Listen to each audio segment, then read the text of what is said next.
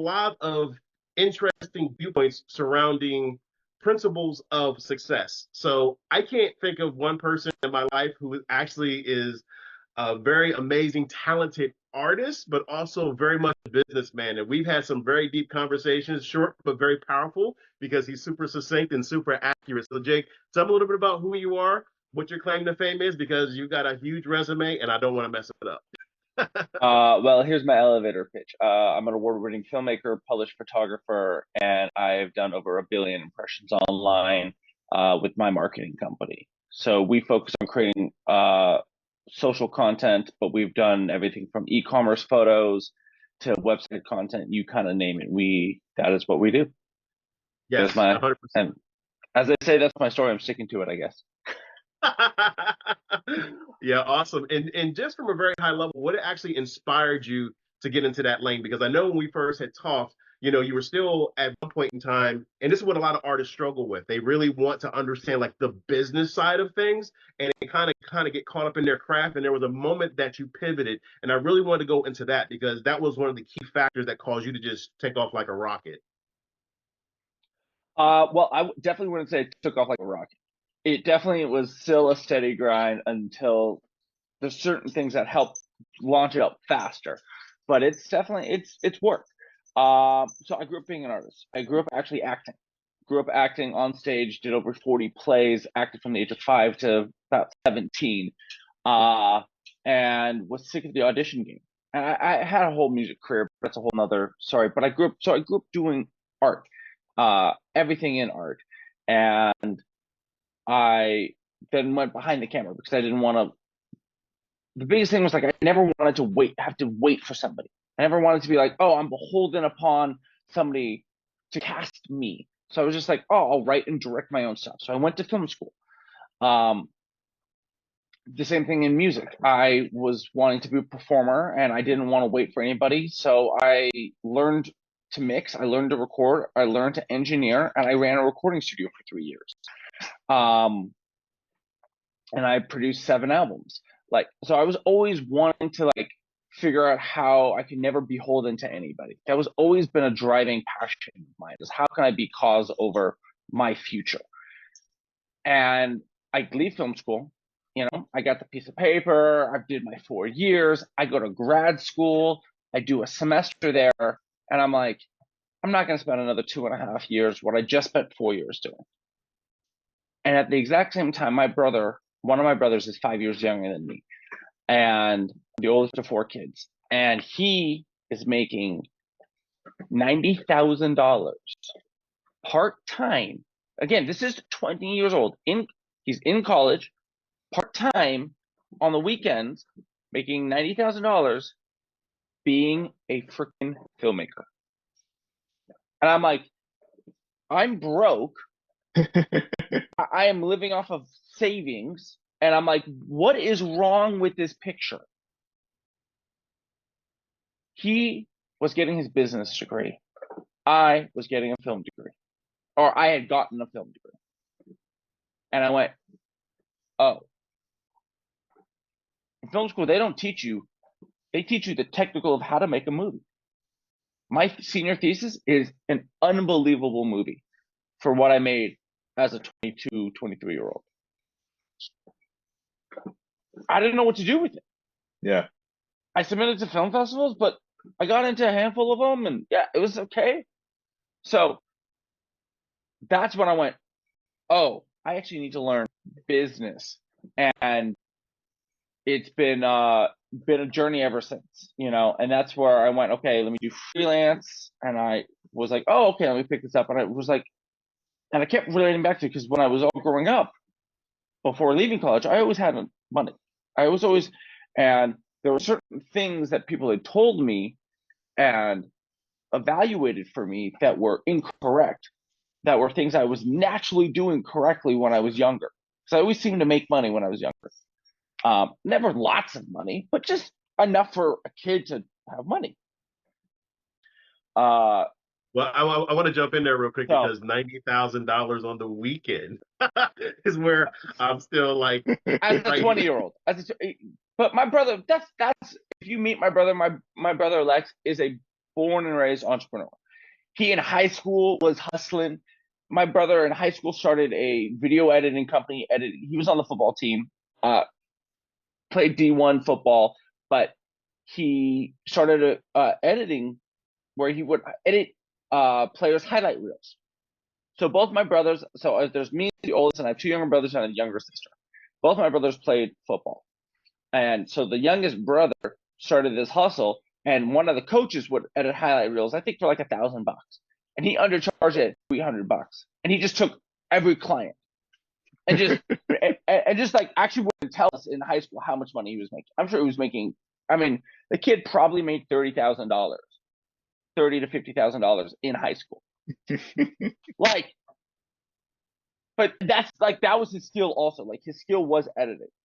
And so he just kept growing, but he just understood the hustle. He understood how to connect with people, he just understood the business side of it. And he stayed out of trouble making 30,000 as a high schooler. I don't know if I would have been able to stay out of jail. Hey, he got it. He's got good parents, so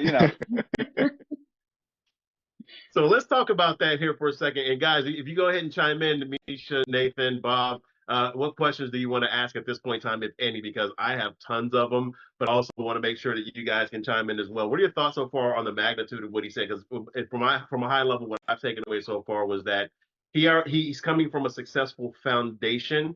Even though he had a plan of what he wanted to do, he was able to observe other people around him who had the future of what he wanted. And I'm not here to put words in his mouth specifically, but this is what I'm taking away from it. And when the biggest reality of it is he had an environment that actually supported him as well. Is that accurate, Jake? Yeah. So let me expand upon that. So I am very fortunate to have parents who are artists, who are working artists, and who are actually some of the most successful in their industries. So to have that example was unbelievable. Now, at the same point, my parents are not business people. They're artists. My dad just happens to be one of the most prolific at what he does. And so literally just by skill alone, he's got to the top of his game. My mom, and so there's a lesson he gave me though, which literally didn't, and I tell this story all the time. This is definitely like one of my like key stories that I go back to, is this is a story I didn't learn. Like it didn't resonate until like, honestly, like a couple years ago. Because I'd always go like, Dad, how did you become successful? Just to give you context, and I am not one to boast or brag, but it's just from a context. My dad is a Grammy Award winning, Emmy Award winning, Academy Award nominated musician. So just from an orders of magnitude. And he'd always go, and he would give this if he would do college seminars and stuff like that, which was the 3 Ps: produce, promote, persist. And I was like, what? That doesn't make sense. I don't get it. like it's just that simple. If you would do is I would just make good music, I would promote the music, and I would keep going. And it didn't make sense until literally years later, like I'm talking over a decade plus, where I realized my biggest successful actions in terms of creating more money was when I did what's called a spec project. I don't know if you guys are artists or not, but for artists out there or who will be listening, my biggest successful promotional action was doing spec project, meaning projects that I had to fund, that nobody was paying me for, that stuff that I was passionate about, doing it and putting it out there, sending it via text message, email, social media, and just getting it out there in the world, and then doing another one, collaborating with other cool artists.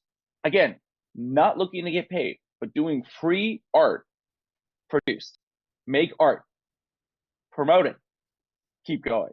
Every time I've done that, it's blown up. Like I'll give you a very specific example. Last year, it's weird to say last year, the beginning of 2023, I did 2 spec projects with a friend of mine. She wanted me to film her flying a helicopter. I was like, hell yeah, that sounds awesome. Because of that, a month later, she got a connection and for this reality show that was shooting this pilot, and they needed a writer and director to kind of helm it. They needed a creative visionary to kind of push it through. And she was like, oh, I know exactly the guy to call. I shot an action reality pilot of these guys going through the Florida Everglades, hunting invasive species, and it was awesome. Realized I just want to make action movies. That's what I really want to make. So for me to do this and get paid good money to do this was like, oh my God, I'm like actually moving towards where I want to be going. And so I give that as a very a specific example. I didn't expect that to come from this. There was no realm of like, oh, that's an obvious line. But time and time again, if I do things like that, it leads to cool things like this. That's Yeah, awesome. 100%. It's interesting that you say that. Yeah. Yeah, We're all like, definitely. we're going to chime in now. Well, I'll give one more 100%, example. 100%, I'll give one more 100%. example just so it keeps hitting home. I did a photo shoot with a buddy of mine. He's an actor on the hustle, likes to do action stuff. So I said, okay, great, let's do it again. Let's do some stuff. He is working with this really cool company that is one of the largest tactical lifestyle and apparel brands. Like they fit out literally all the law enforcement agencies around the world. All the big action movies, that's the clothes they're wearing. He's one of their influencers.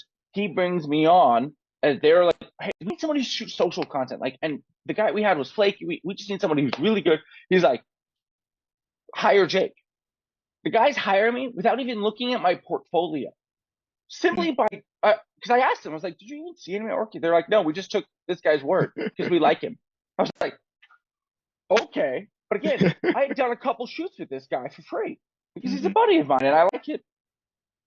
So every time I do free work, I land more jobs. So that's like my biggest thing for artists out there is because I'll do these seminars for artists and I go, how often are you making your art? Whether it's paid or not paid, how often are you making your art? And I usually go like once a month and I get maybe half the audience raise their hand. And that's already like, whoa, okay. Like only half the audience is making their art once a month. And then I go once a week, several times a week, every day. Like if you're not working on your art in some form every day, either producing art or promoting your art every day, you're not working as an artist. And just to finish up on just the sentiment, Fred, if that's okay, because again, we're talking about 100%. entrepreneurship, is recently I had this realization, which I wanted to with that kind of rounds this out. Because again, I would have this was like, if I'm not producing my art, if I'm not making my art, I'm not doing it. I'm not doing the thing. Like, and I'm like, oh, I'm sitting there like promoting, not doing the art. And I realized, no, that is the other half of it. So it's either you're producing your art or you're promoting your art. Yeah, love but it. as long as you have to be doing one of those two things, sitting there like, and another successful is just messaging people. Message people you know, message people you don't know. Message every brand that you want to work with. Message every influencer, actor, whatever you want to work with. You're going to get a response rate of 1%. If you're lucky, 10%. But then hit them up again. Send them the project. Promote. All right. I'll turn it back over to you guys. No, definitely appreciate it, brother. Because you're hitting some key points, and that was some of the key principles. You know, you hit 2 for 1, actually 3. But the ones that are standing out right now that I'm hearing definitely are to produce and to promote. Above all else, like go. And I'm going to shut up and let the floor. You know, you guys. I know y'all got tons of questions and statements. No, yeah. I was just gonna say it's the power of the referral. Like you said that Yeah. you spoke to someone and they said your name in a room and that was the connection. That's all you needed. And they went right on that. They're like, you know him, we don't even need to look at his work. We're going to work with him. And that's powerful, right? When you get to On both of spaces those like jobs. this, yeah, that's incredible. So let me ask you a Incredible. question. What do you think really stops people from experiencing like just to get out there and promote, just to really do it. Because a lot of people who I talk to personally, they tend to get into their heads, and I hate to use the word they, but more specifically, I would say startup entrepreneurs. I would talk about people who are in business and they get stuck and they're scared to ask for help. So if I had to put some really specific people who I talk to, and they tend to forget like their greatness. They tend to forget their genius. They tend to forget like exactly what got them successful in the first place. And I normally tell them to go back to what they were doing before, and that way they'll have that aha moment. Because again, sometimes, at least in the online world, when I'm talking to people, they suffer from that bright and shiny object syndrome, where they're chasing things and they don't quite have a Mhm. plan. So I'm just wondering what you do to help overcome that. Or do you have days where that happens, or when you're coaching or talking to people, how do you really help them work through that? Well, I realize this. Why, like when you're saying that, like why do people struggle promoting? And as I kind of had a realization as you said it, as you asked the question, I realized it's the most unsexy thing about business. Next to paying your taxes. It's the most unsexy thing. Yesterday, did 176 text messages. Yep. Like, there's nothing sexy about me sitting on a couch, going like this for 3 hours, and then Mhm. responding to about 85 of them. Mhm. Just, there's nothing sexy about that. Mhm. So when people talk about the hustle, the grind, that's what the grind is. It's just sitting there going, hey, Happy New Year's.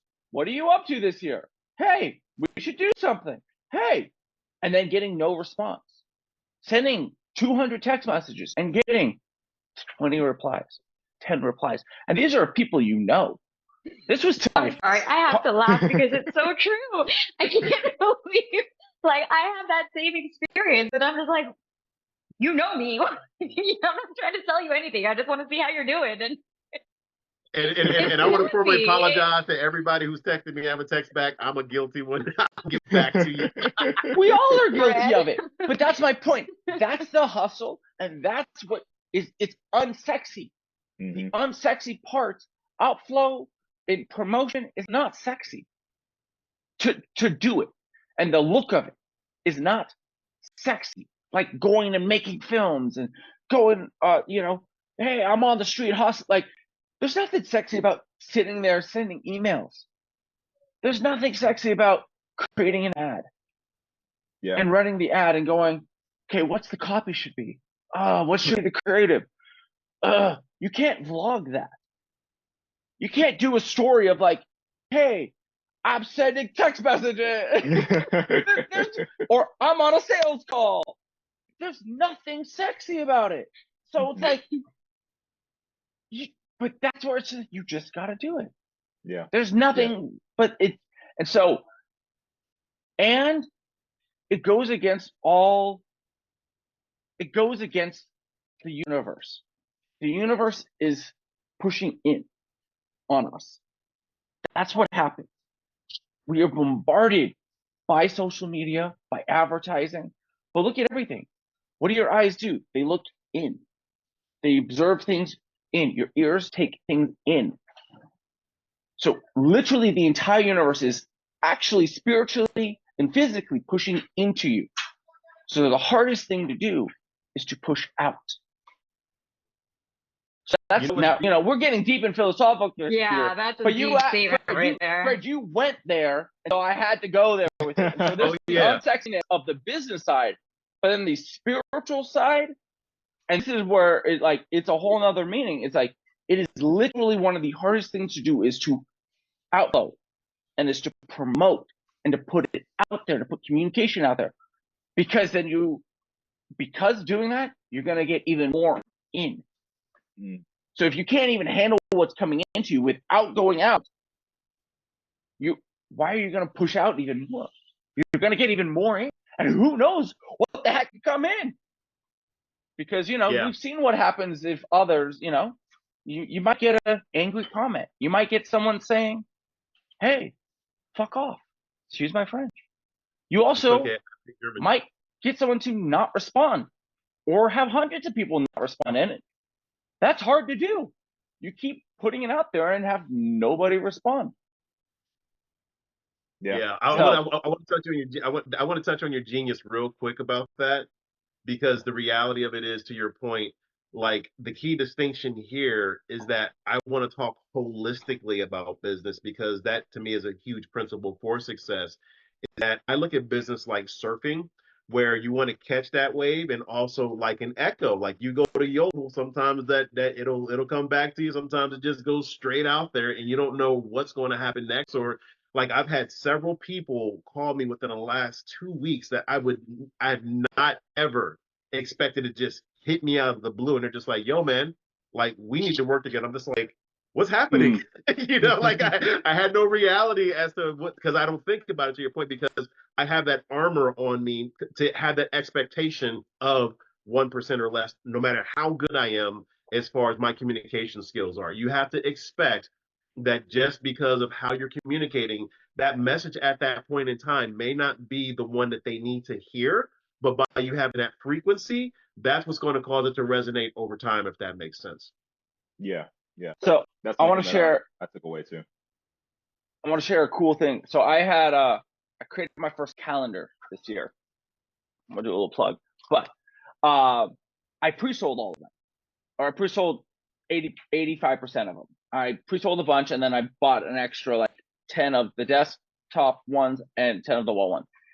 And my wife, after realized this as we were adding it all up, we looked at, because I did it all via text. I didn't do any ads or anything like that. I just, because this is my first year doing this, I just kind of more wanted to pilot it, and realized basically I made $1 for every text I sent.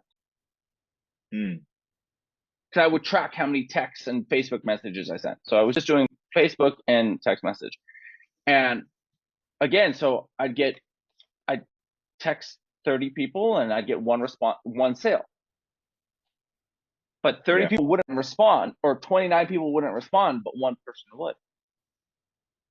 And so I ended up, sending thousands of text messages, made a couple, made like $1,500 or something like that. But that was because and so it was a very interesting thing, realizing, oh, it is basically a 1-to-1 ratio. But like, if you sell an item for $2,000, you sell a service for $1,000, how many messages were you going to need to send?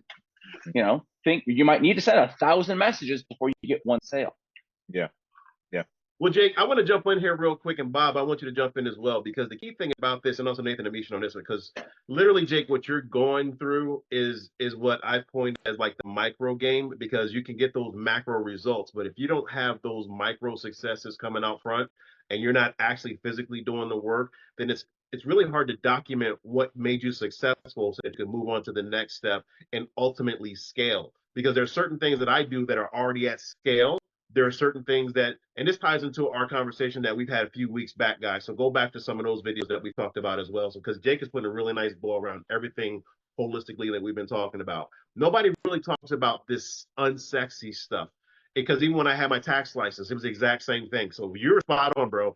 It was the most boringest watching paint dry. You got to get your licensing up. You have to know where everything on the IRC and the IRM is, Internal Revenue Code. You have to know all of this stuff, and it's the most unsexy thing on the planet. But it is the backbone. To me, it's like the skeleton of the body, so that you're able to really think and function, because you have a solid framework, because you've done it, you know it. So when you go to hand that off to somebody else, you know what to expect, you know the standards, you know what should happen, you know what shouldn't happen, but more importantly, you're able to function and focus and grow to another level, if that makes sense. Yeah. So, yes. So, Bob, I want you to chime in real quick, because I want to get your thoughts from exiting and starting up a couple businesses. What's Jake saying, and how do we tie that into the perspective of principles for success? Yeah, well, number one, I would say, I mean, so many of the things, Jake, that you've said have resonated with me and hit nerves, kind of like with Nemisha. One thing that really struck me right from the beginning was you talking about how you need to understand the fundamentals of business. You can be passionate about what you do. You can be a hard worker, but if you don't know the business of it, I've known doctors, lawyers that are the best at their craft, yet they were never taught business. and they went out on their own. They started their own agencies, their own practices, and they couldn't figure out why they were faltering. And it was because nobody taught them principles of business. So that was one thing that jumped out. The other thing that jumped out was the grind, and it's so true.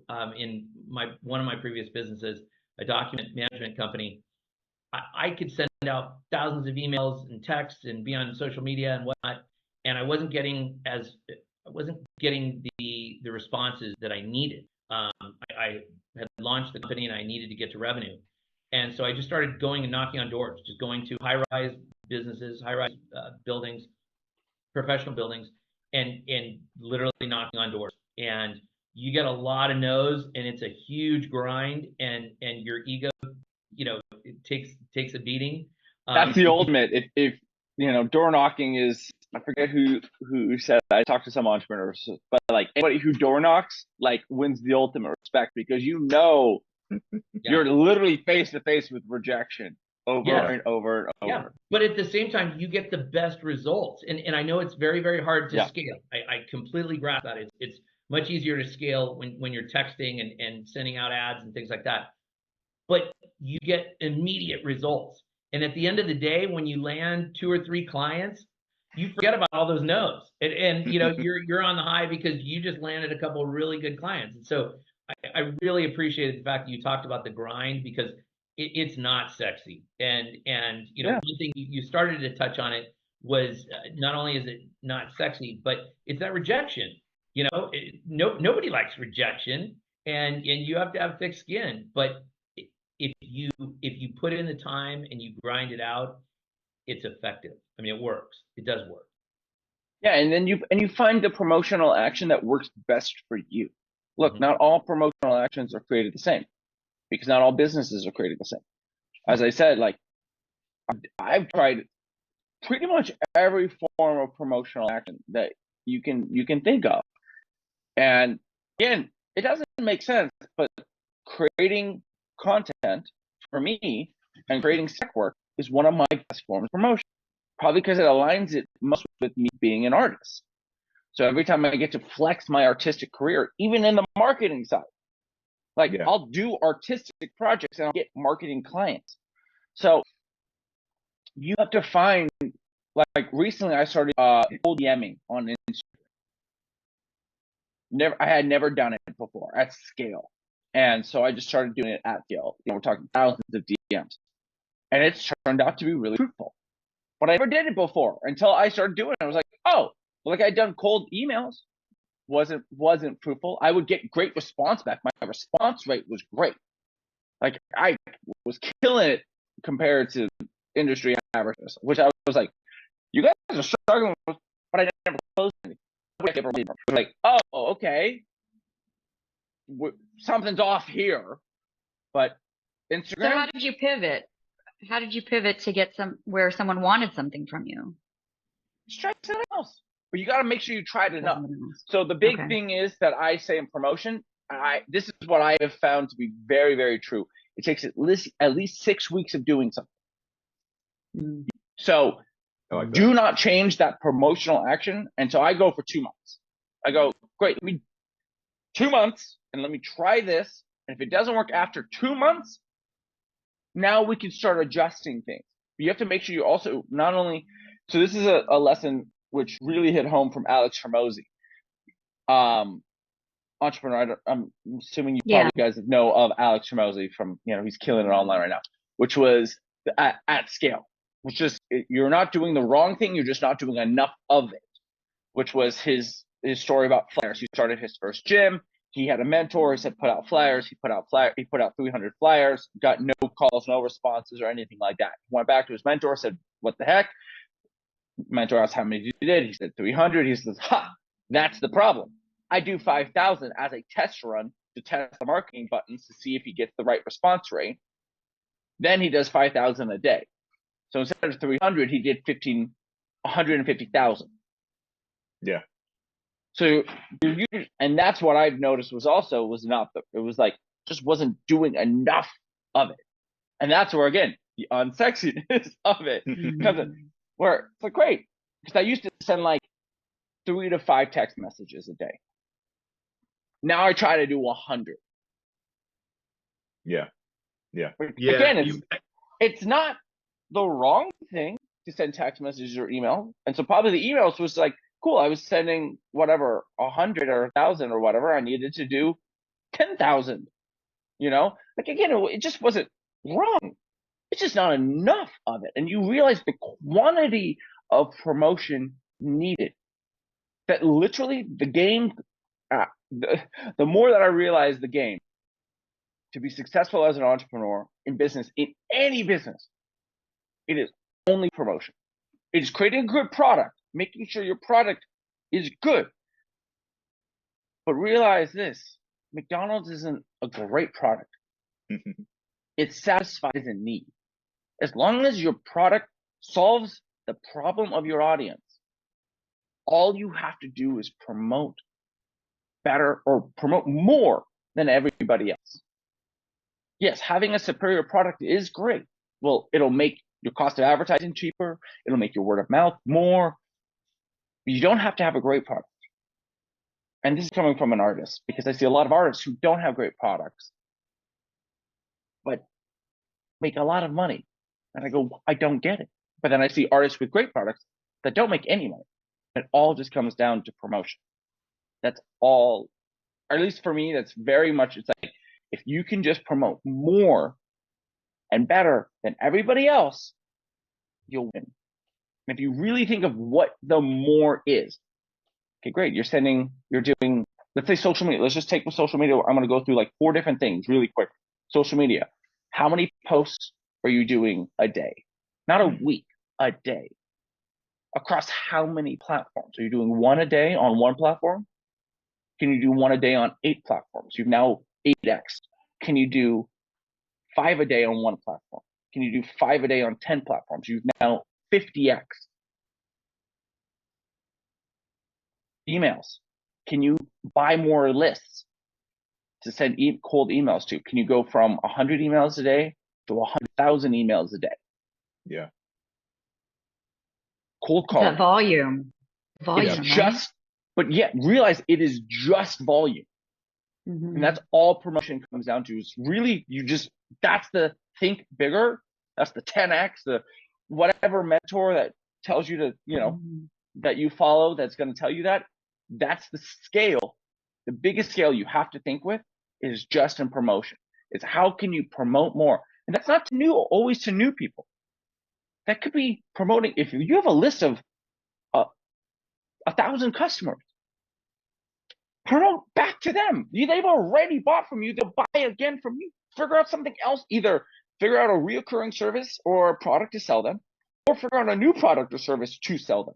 They've already spent money with you. I'm sure there are studies on the exact percentage. I don't know, but I can guarantee you they're going to be a lot easier and a lot cheaper to get them to buy from you again. Mhm. And that's where like the power is always in the list. And that's not the list of people who don't know you. The people list who do know you.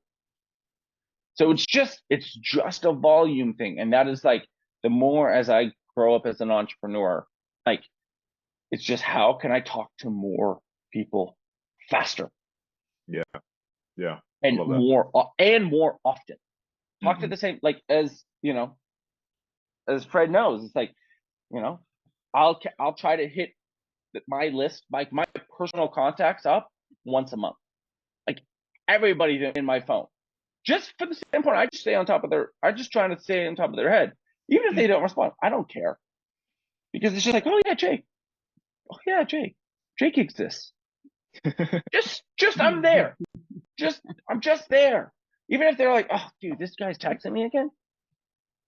But this guy's texting me again. Rather than, oh yeah, Jake. I don't know that guy. Okay, I'm gonna It's shut the up. most profound, insanely simple thing that anybody can do. Anybody. And I just sum it up by saying master the mundane, period. It doesn't matter whether you're doing it or you got a system doing it, that consistency and that repetition. But you also said some words there, Jake. You said 4 words. I gotta pop them out because I heard them. The biggest one that I heard was alignment. Because even when you have things that are aligned, as you're starting to push things out, then you can hit that second word that I heard him say, which was adjusted. right? And then from there, when you're aligning and you're adjusting, then you can scale it out to quantity. But the foundation to all of this stuff is that if you're not tracking it for a minimum standard of, to his point, of about 2 months, then what are you really doing? Like we have to inspect what we expect. And part of doing that is to track it. So that's all I want to say on that. Y'all need to go back and listen to this because this has just been so much this red meat. This is ridiculous. And that's why if you go back and remember how I first started this off, the lesson that was hardest for me to learn was from my father. Mhm. It comes down to very simple. Produce, promote, persist. Yeah. It is actually, business is actually not hard. And as I'm realizing it more and more, people make it complicated. I've made it complicated. Well, I gotta figure out the shiny object syndrome. Okay, this isn't working. Well, how much did you do of it? How long have you been doing it? Oh, I promoted for a week to 50 people. Okay, how about 2 months and you do 100 people a day in those 2 months? Like, Yeah. it's just it's the mundane. It's just, and then making and producing it as an artist, it's just like making your art. You're not making your art, but the same way, like you could be a power washer, right? I have construction going on in front of my house right now, but it was just like, you could be a power washer. Great. Go power wash some houses, Mhm. produce, like, Mamisha, what's like, and Nathan, what are your businesses? And Bob, what are your guys' businesses? Yeah. So I'm a working with, realtor. yeah, Realtor? I'm working with Fred here at Audience Lab on the data side of things, ad set. Amazing. Yeah, and I work with Nathan and Fred as well. So Awesome. selling big data. Yeah. So it's like, again, it's just, it's producing, for anybody out there. It's like, that's why I say power washing, gardening, like any service business or product. Like if your product business is like, great, give a couple away, or like show your product in use. Like if you sell Yeah. this cup, you're like, great, here. See, it's a cup. Well, like, make your cups, and then, but like, make your cups and promote them. Yeah. You gotta like, so people overcomplicate it. It's like, oh well, I got one question for you. I have to LLC I got and this is and that's is, I got it. No, Jake. I got to jump in right there, because the key that I'm hearing is one word that nobody really talks about, and that's delineation. Like when do you flip that switch to know that you're supposed to promote? Like, because I'm an artist as well. I've been an Always. artist all my life. I played drums. You know what I'm saying? But I also happen to be this crazy business person. But when do you delineate the difference? There's no difference. There's no difference. It is always producing, always promoting. Like, or maybe I'm not fully understanding your question. Yeah, so what I'm saying is this: that so for some people, like take it, and I'm going to give you some context on this. So as an example, if I'm an affiliate for somebody, I don't necessarily need to create a product; it's already there. All I have to do is promote, right? So Yeah. if I'm starting for something from scratch, like maybe I'm transitioning as a corporate person, I was a consultant internally. Now I want to do that externally as a solopreneur. Or maybe, I got some funds from an investor just so I can start a nice small brand or a company at scale and I have some funds to work with. Those are some key things as far as, because we have to be able to put on the business person hat, the artist hat, the promotion hat, the salesperson's hat, the leadership hat, the marketing hat. There's just so many different ways. And that's why in full context, I'm at delineation. So great clarity. I appreciate that. So for me, it really looks at this. This is the produce, promote, persist is for the entrepreneur. It is for the individual who is doing all of the jobs of the organization, right? I want to give a quick little context because that it's okay if you're not an entrepreneur.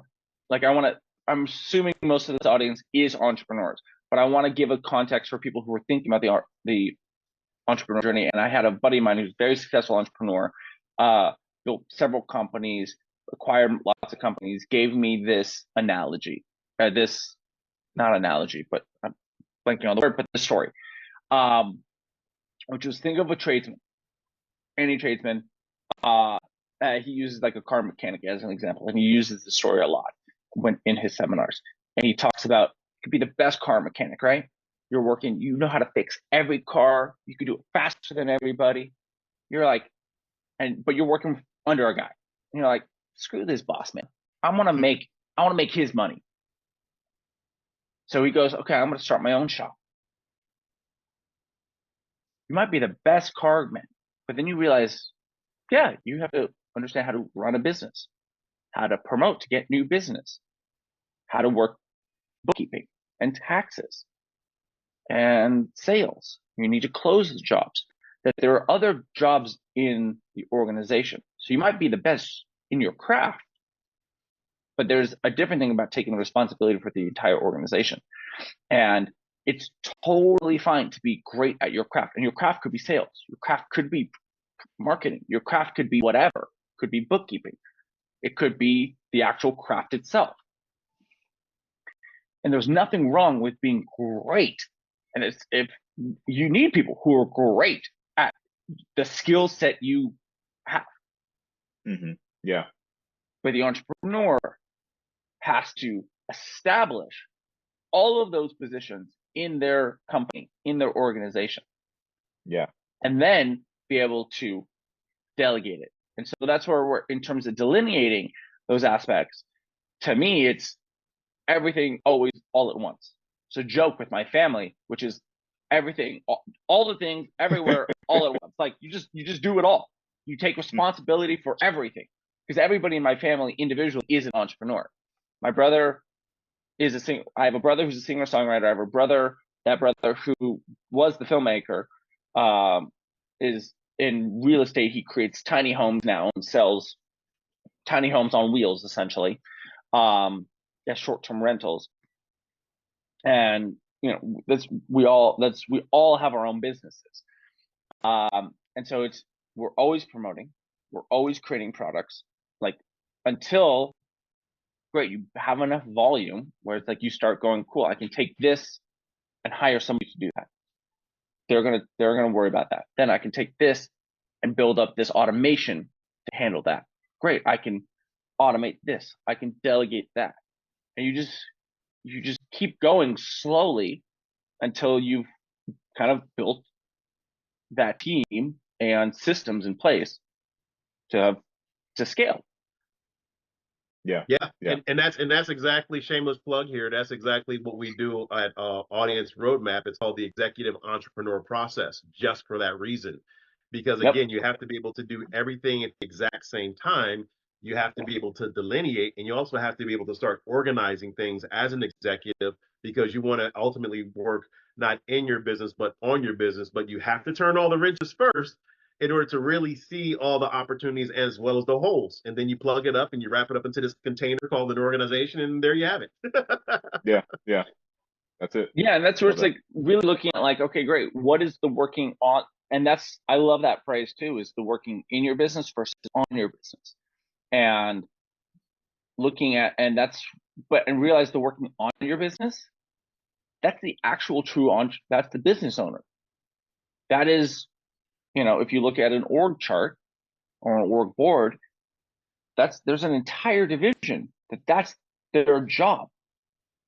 To realize by you not doing that, you're literally negating your fundamental job, which is to working on the business.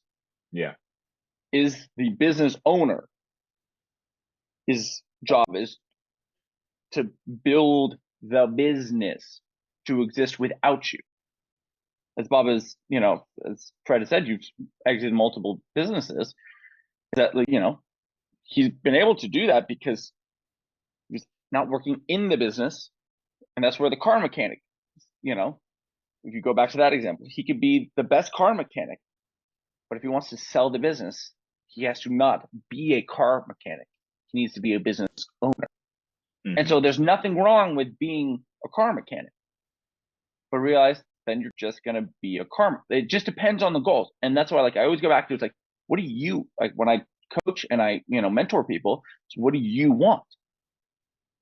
It doesn't matter what society thinks you should, like, do you love fixing cars? I just, using this as an example, but like, if you love fixing cars, just fix cars. Great. Like, who cares? Just do that. But it's like, great, I want to, but know that there's gonna be caps. There's trade-offs to everything, Yeah.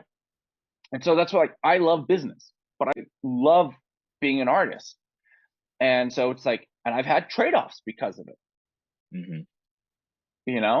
because I've decided to learn different things and expand. And so just be willing to know that and to think with that, and then to go, okay, how can I marry this? But it all comes down to goals and who you want to be.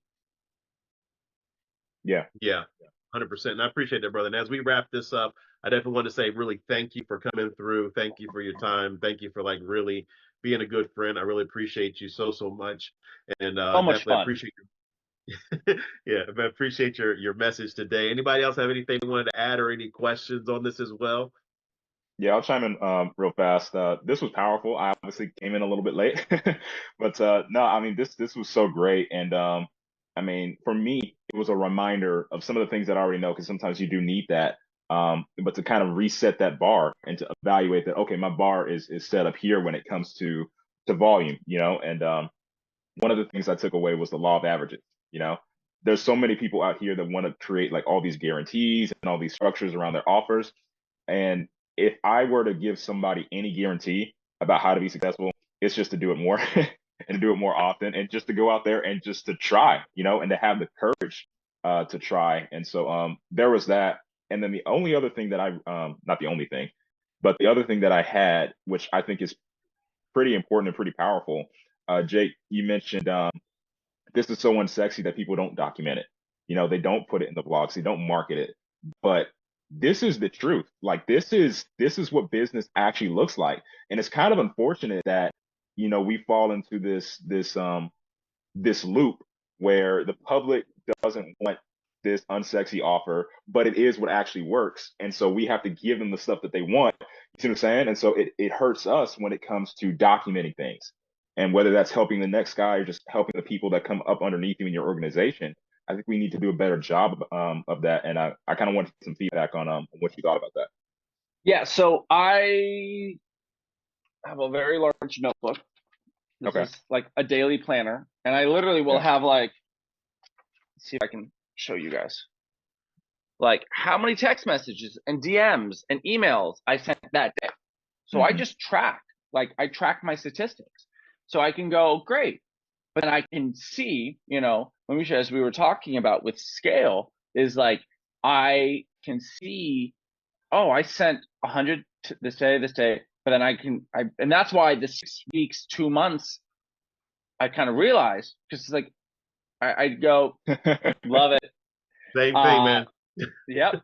Is I kind of gone, oh, because I've so many times after 1 month I've kind of given up. I'm like, nothing's coming in. But then like a week or so later, oh my God, I land a client or a job or this or that. Like I get like 4 calls out of the blue that just kind of happen. I'm like, what happened? And I realized like I did all this promotion a month ago, 2 months ago. Yeah, it's you not see because it what I later, did, right? It takes it's not some because time what for I that to did. come through. Exactly. It's not because of the work I did last week. It's because the work I did a month ago. Yeah. That creates that. And so the documenting, I was more referring to social media and from like the sexiness of a vlog and then just the talking about it as part of promotion of entrepreneurship. Because you listen to Grant, like if you listen to Grant Cardone, for example, he doesn't talk to you about like, I was there, I made 400 phone calls that day. There's a entrepreneur that I really admire, does several hundred million a year. Like he does like 400 million a year, and has a power energy company. And he was talking about his sales guys and his cold call he's built up this company that does like 400 million a year, all off of cold calls. That is their form of promotion. His quota for his sales, for his team, or his cold calling team, is 400 calls a day. Now imagine an army of 150 people doing that. Yeah. Yeah. But realize 400 calls a day. We're talking about 2,800 calls a week. Each. We're talking about 400 million a year. Yeah. Yeah. But like, realize, and it's like, let's say you did 400 calls a day. You do it for a week, and you're like, oh, dude, that's not getting anywhere. You do it for a month, you're, that's not getting anywhere. But watch that week 5, week 6, week 7, week 8, boom, flood doors just open up. And it can come from left field. It could come not directly from like, hey, especially like I put out pieces of content. Nobody's like, I saw that video, I want to hire you. It's never like, it doesn't happen. But more of the time, it's like, hey, you do content, right, Jake? Or hey, for some reason, I was just thinking about you, Jake. I want to hire you. Yeah. Okay. Because they're taking in. And so that's where like the documenting is more for yourself. Yeah. And it's if you're keeping a track of like, hey, I'm going to do a text message campaign. I'm going to do an email, a DM, whatever, XYZ campaign. I'm going to do flyers. I'm going to do door knocking. Just go good. For 2 months, I'm just going to do this every day. And just like go, we're just going to experiment for 2 months. But realize that's 2 months in 20, 30, 40 years of business. And that's another thing I've taken from Alex Hormozi, which is just extend the time horizon, right? Is really just go, cool, this is 2 months in years of business, not in 1 year and not in 2 months. It's literally, this is 1/100th of the time in everything. And it's like, if I can get this to work in 2 months, my business is set up for the rest of my life. And if you think of more that way, like, let me get this to work, because it can work. Whatever promotional action you do, it can work. There might be a better one, but it doesn't mean the one you're doing won't work. Yeah. Definitely. I think As you that's so see, I can good. keep talking about this. I love this Yeah. conversation. That's awesome.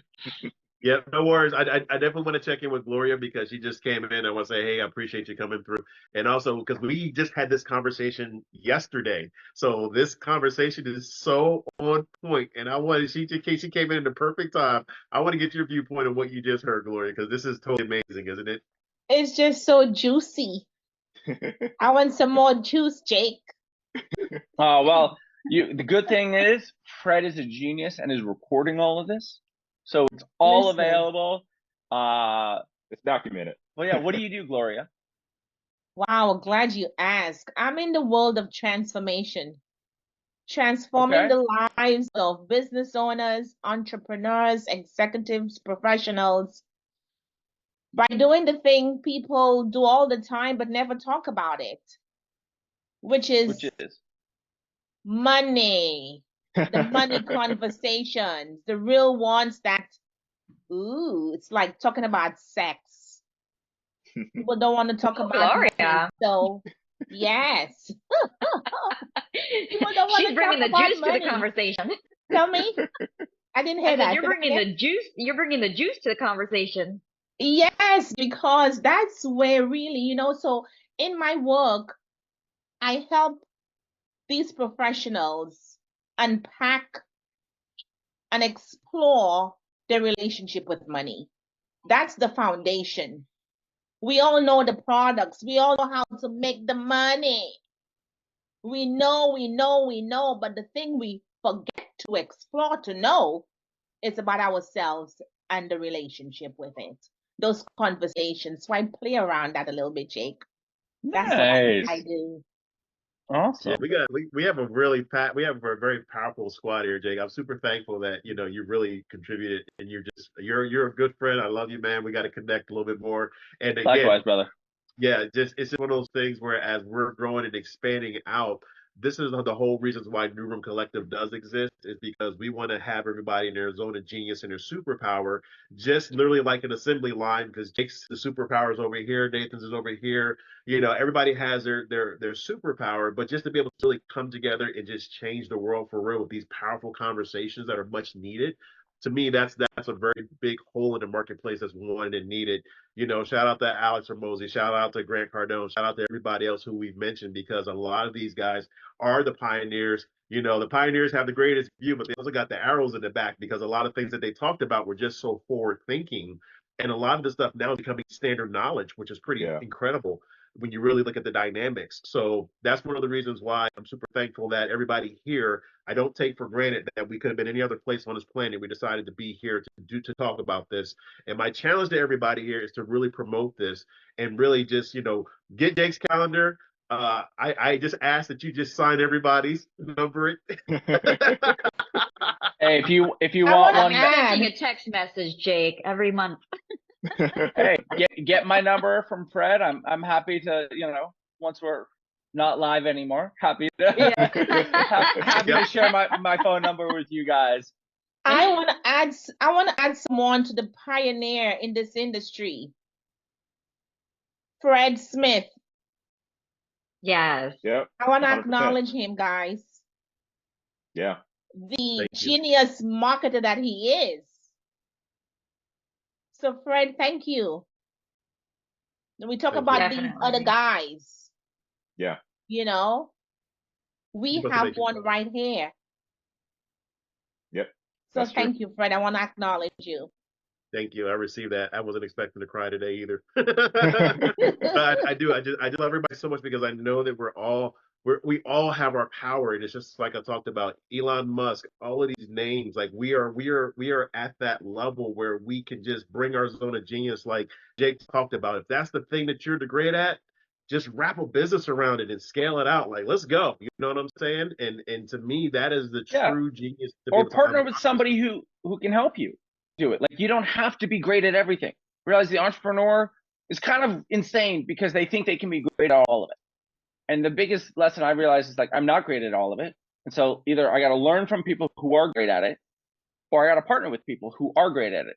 And, if you're a great tradesman, if you're great at sales, if you're great at marketing, if you're great at that, whatever the skill set of the product is, and you're not great at the other things, work with somebody who is, work with somebody like Fred, who is a fantastic marketer, right?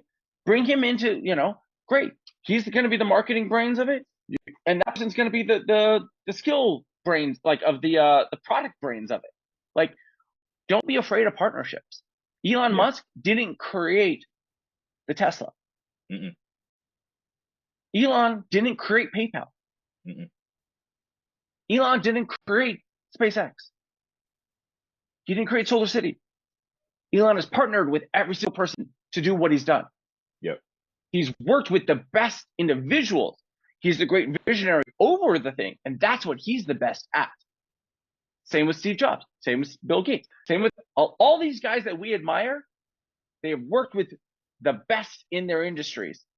Partnered. They brought their skill set and matched it with another person of their skill set. Sorry to interrupt, Fred, but I wanted to add that of, like, you don't have to be the best at all of it. If anything, it's probably better that you're not the best at all of it.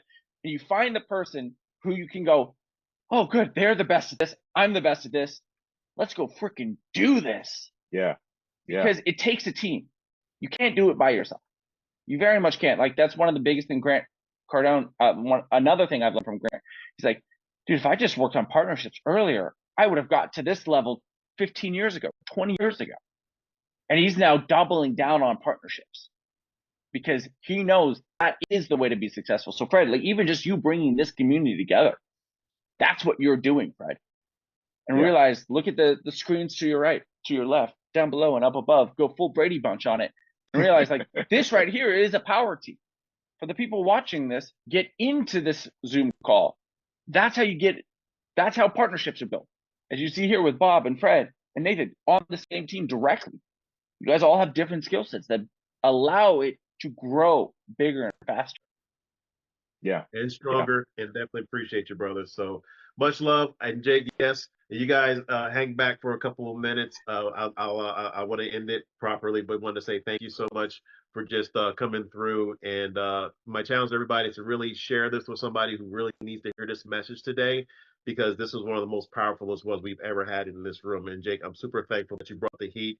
As always, Nathan, Amisha, Gloria, Bob, thank you so much, New Room Collective crew. And again, my challenge is just to bring one other person to this whole conversation, like Jake just talked about, and watch the magic happen. So we'll chat with you guys a little bit. Much love, and we'll see you soon. All right, peace. Cool. We are off Facebook. I wanted to say thank you so much, Jake. I appreciate you. And everybody here, Jake's given me permission to give you his number. I'll put it in the thread. Go by his calendar. Jake put me down again. Get my email, my phone number. You guys always can reach out to me. You know, if you guys ever need help, I love just helping other people, because, as I said, it took me. Jake. Drop down in the chat real quick so everybody can Yeah, have I can just put it there. Yeah, Jake's gonna get like 4 new text messages a month from us. Hey, I know. I'll take it. I love chatting with people. I'm, you know, I don't know. I like chatting with people. I like learning. I love business. I love art. I love all of it. I find it all fascinating and interesting. And, you know, my wife gets so annoyed with me because I'll just end up in conversations with people for hours. Podcasts always run way too long because I just enjoy chatting. But I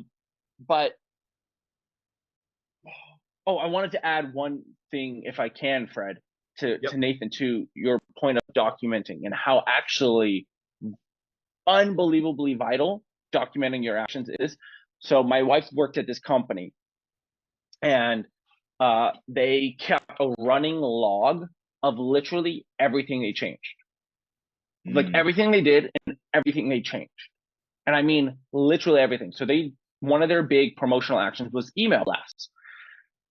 They're sending hundreds of thousands of email blasts a month, and would convert. And they knew their conversion rates. They knew, like, great, if they send this much emails, they'd get about this much in like actual like gross income that month or that week. And income started doing this. Started crashing, and they're like, whoa, what? We're sending more emails than ever.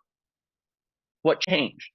And they realized they changed one line in their email blast. Wow. One line they took out. Wow. They put it back in. The graph did this. Wow. So that's where, like, the documenting, you know, for you is so important. Yeah. I'm knowing, like, oh, I used to do, like, and it could be the simplest things as, like, I had a coffee this morning. Oh, I stopped drinking. Like, who knows? Like it could be the variables, whatever mojo thing that, like, makes you win and is, like, making the company win and making you, like, successful. Just keep those in. And if it's like, I put my sock on with the left foot first and the right foot, I say these silly things, but you hear stories, and I'm trying to remember the exact details, but there is, like, literally a story about, like, getting the coffee for the boss, and they become the boss, and, like, you hear these weird stories of these weird successful nuanced action things that change, like, that go out, and they don't realize it was because I had the lens mug, and not the ceramic mug, that my sales calls went better. Like, I'm not, it could be something as that, but it could be as big as, like, oh, I stopped doing my text messages, or I stopped doing these types of emails, or I changed this one line in the email blast. Yeah. So I think that's true, because if everything is cause and effect, and you're always focusing on causing, then every cause has its own effect. And so if you're not tracking those effects, then it's just like a math equation. Everything's math. Yeah, if you're not the causes and the effect. And so you're going, you need to know, like, okay, great. This was and realize the biggest thing to track is the output, is the outflow. Who cares about, like, but I know it's, and this is where like it shifts the mind and you're like, what? But like, who cares about tracking the income? Yeah. Because that's just the effect. If you could track the cause and you focus on tracking the things that you're outputting, how much are you promoting? How much of the product are you producing? How much, like how, like all of the things that, again, you're putting out. If you're tracking those as your senior things to track, all of the inflow will go up. Yeah. And if you just scale the output, all I love the that. input of money, customers, etc., will increase. Yeah. There you go. I just put it there for you. Ooh. Because income. Income. All Suck it, right, Facebook. Y'all guys. didn't get this one. Appreciate it. I'll hit all y'all up a little bit, Jake. Appreciate your much love, brother. And Thank we you, will all guys. see soon. Thank Alrighty, you. back. For sure. Okay, Thank thank you, guys. Jake. This was Thank awesome. you, Fred. Have a great day. Nathan, Thank you I'll guys see for you having me. later. Oh, All Bob right, is we'll see you still later, there. Hi, Gloria. Bob. Yep. Hello. All right.